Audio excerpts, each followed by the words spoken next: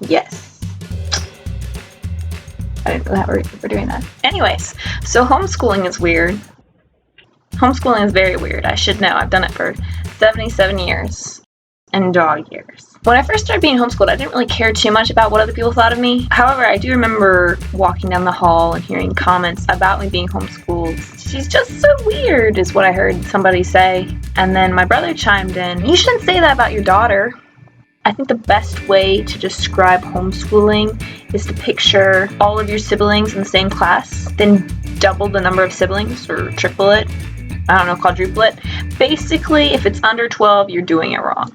If you can't tell by how we're dressed that we're homeschooled, you can probably tell from the fact that there's like 12 kids following a mom that they look just like. And non-homeschoolers are always wondering what homeschoolers actually do aside from schoolwork. They ask, do you ever play outside? Or do you do PE with your parents or something? No, my mom just opens the front door and releases us into the wilds.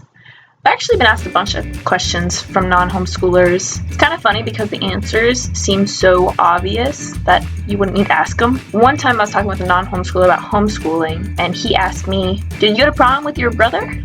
No, he didn't want to come down the stairs. Pretty much obvious answers. You'd think that they'd be obvious. There was one time I think someone was trying to ask me how I learned to socialize, but before she could ask, we made eye contact and I fainted from fear. Another time I was talking to a friend. Just kidding. I don't have friends.